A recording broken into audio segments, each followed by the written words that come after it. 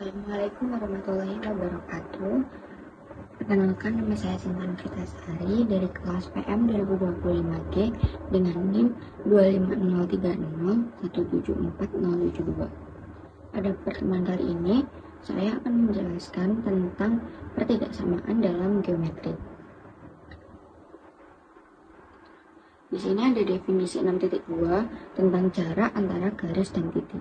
Jarak antara garis dan titik yang tidak pada garis itu adalah panjang ruas garis yang tegak lurus dari titik ke garis itu. Jarak antara garis dan titik pada garis itu adalah 0.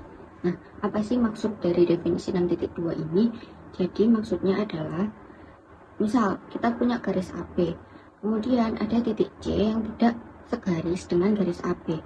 Nah, cara mengukur jarak antara garis AB dengan titik C itu adalah dengan menarik dari titik C ke ruas garis AB, garis AB dengan tegak lurus. Jadi bukan berpotongan seperti ini. Nah, ini tuh salah. Kemudian kita punya garis AB dan kita punya titik C yang berada segaris pada garis AB. Jarak antara garis AB dengan titik C itu adalah 0. Nah, pada slide selanjutnya, aku bakal jelasin teorema 6.7 tentang ketidaksamaan segitiga. Yang berbunyi, jumlah panjang dua sisi dalam segitiga lebih besar dari panjang sisi ketiga. Nah, maksudnya gimana? Misal, diketahui segitiga ABC. Kita disuruh membuktikan bahwa AB plus BC lebih dari AC. Contoh ilustrasinya seperti ini. Nah, yang pertama, kita buat titik pada garis CB. Sebutlah sebagai titik D. Sedemikian hingga B di antara D dan C dan DB sama dengan AB berdasarkan teorema penempatan titik. Seperti ini, jadi DB itu kongruen dengan AB. Nah, DC sama dengan DB plus BC, definisi keantaraan. Kemudian yang ketiga, DC sama dengan AB plus BC. Karena tadi DB itu sama dengan AB, maka kita substitusikan ke langkah 2. Jadinya DC sama dengan AB plus BC. Kemudian yang keempat, besar sudut DAB ditambah besar sudut BAC akan menghasilkan besar sudut DAC. Berdasarkan postulat penjumlahan sudut. Kemudian yang kelima, besar sudut DAC itu lebih dari besar sudut DAB berdasarkan definisi lebih dari. Nah, yang keenam, kan DB sama AB itu kongruen, jadi sudut yang di depan sisi yang kongruen itu juga besarnya sama, jadi besar sudut ADB itu sama dengan besar sudut DAB berdasarkan teorema segitiga sama kaki. Kemudian langkah yang ketujuh, besar sudut DAC lebih dari besar sudut ADB. Karena pada langkah 6 itu besar sudut DAB itu sama dengan besar sudut ADB, maka kita substitusikan ke langkah 5 yang menghasilkan langkah 7 ini. Kemudian yang ke-8 itu besar sudut ADB itu sama dengan besar sudut ADC. Jadi sama-sama sudut D. Kemudian yang ke-9, besar sudut DAC lebih dari besar sudut ADC. Langkah 7 dan 8 kemudian disubstitusikan. Kemudian langkah ke-10. Nah, karena pada langkah 9 besar sudut DAC ini lebih dari besar sudut ADC, maka DC itu lebih dari AC panjangnya. Kemudian yang ke-11, AB plus BC lebih dari AC. Langkah 3 dan 9 kemudian disubstitusikan, karena tadi pada langkah 3 itu AB plus BC itu kan sama dengan DC, jadi menghasilkan langkah 11 ini dan terbukti.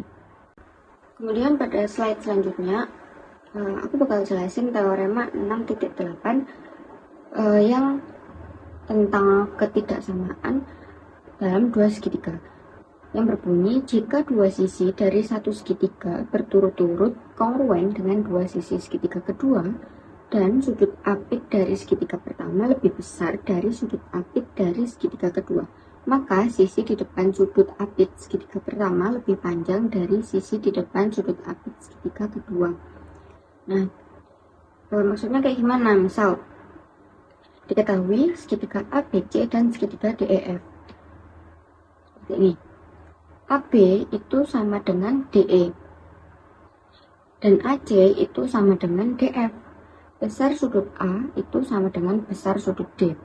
Kita disuruh membuktikan bahwa panjang CB lebih dari panjang EF. Yang pertama, kita buat sinar garis aki sedemikian hingga sudut EDF itu kongruen dengan sudut QAC berdasarkan konstruksi sudut. Nah, kita buat sinar garis seperti ini. Kemudian, pilih K pada sinar garis aki sedemikian hingga AK sama dengan DE. Jadi kita tempatkan titik K itu sedemikian hingga AK itu sama dengan DE. Nah, seperti ini. Jadi AK itu sama dengan DE dan juga sama dengan AB. Kemudian yang ketiga, segitiga AKC itu kongruen dengan segitiga DEF berdasarkan sisi sudut sisi.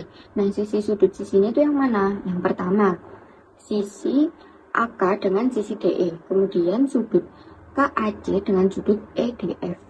Kemudian sisi AC dengan sisi DF. Kemudian yang keempat, CK sama dengan EF berdasarkan langkah 3 tadi, kan segitiganya kongruen. Kalau segitiga ini kongruen, jadi saling bersesuaian. Kemudian langkah yang kelima itu AB sama dengan AK. Tadi itu pada diketahui AB itu sama dengan DE, dan pada langkah kedua AK itu sama dengan DE, jadi berdasarkan sifat transitif AB itu sama dengan AK. Kemudian langkah yang keenam itu kita buat garis bagi sudut BAK dan perpotongan di titik M berdasarkan konstruksi sudut. Nah, seperti ini. Kemudian langkah yang ketujuh, segitiga AKM itu kongruen dengan segitiga ABM berdasarkan sisi sudut sisi. Nah, yang mana sisi sudut sisinya itu? Yang pertama, sisi AM itu bersesuaian dengan sisi AM berdasarkan sifat refleksif. Jadi dia bersesuaian dengan dirinya sendiri. Kemudian yang kedua, sudut ABM itu kongruen dengan sudut MAK. Sudut BAM itu kongruen dengan sudut MAK. Kemudian sisi AB itu kongruen dengan sisi AK. Kemudian yang ke-8, karena segitiga AKM dan segitiga ABM itu kongruen, maka MK itu sama dengan MB panjangnya. Kemudian yang ke-9, CM ditambah MK itu menghasilkan CK. Lebih dari CK, maaf. Berdasarkan teorema 6.7 pada segitiga CMK.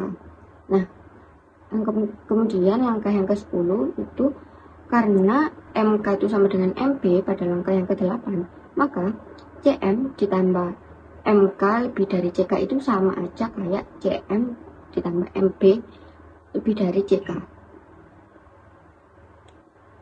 Kemudian langkah yang ke-11 itu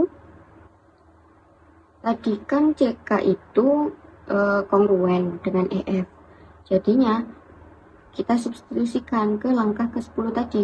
Jadinya CM ditambah MB itu lebih dari EF. Kemudian yang ke-12, CM ditambah MB itu sama dengan CB, penjumlahan ruas garis. Nah, jadinya CB itu lebih dari EF.